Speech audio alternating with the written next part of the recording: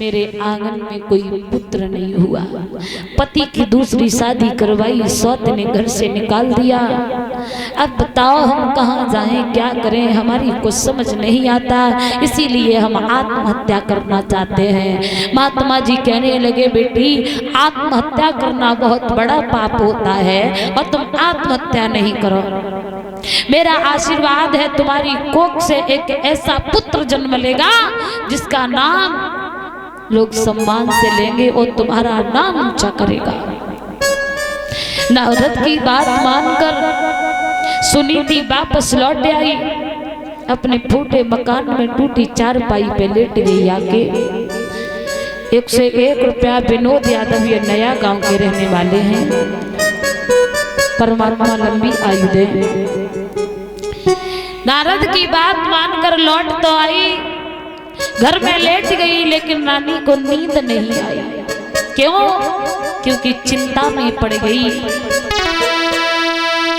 अब लेट गई, घर जाए और रानी को नींद नहीं आई।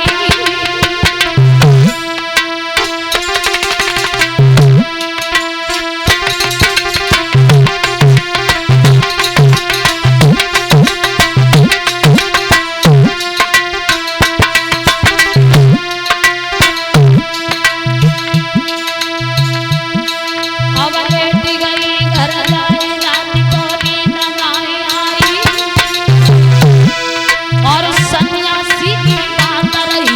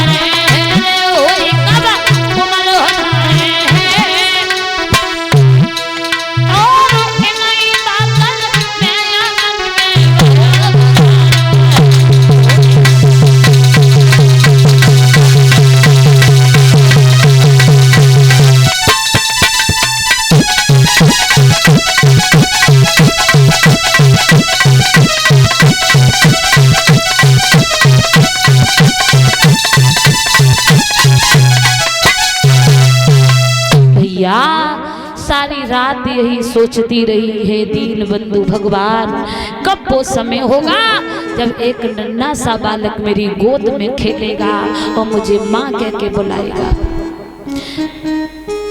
इसी प्रकार से महात्मा की बात पर, नारद की बात पर विश्वास करके समय गुजरने लगा।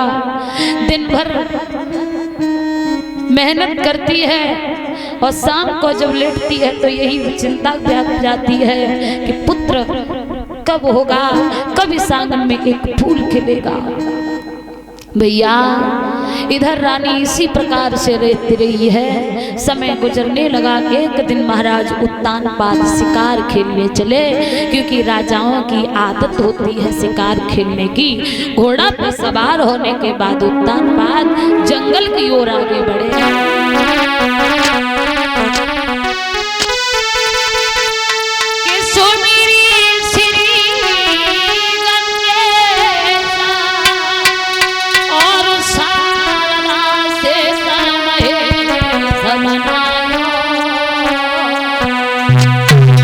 और जन माता पिता को सुमिरन करके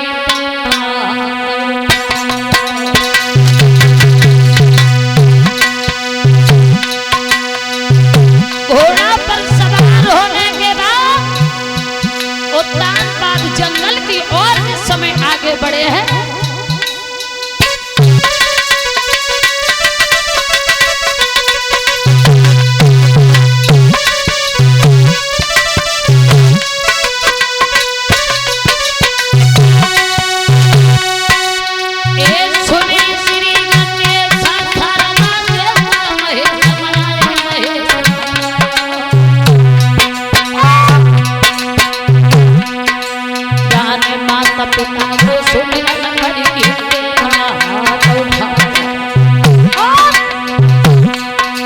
घोड़ा पे बहुत सवार सुनो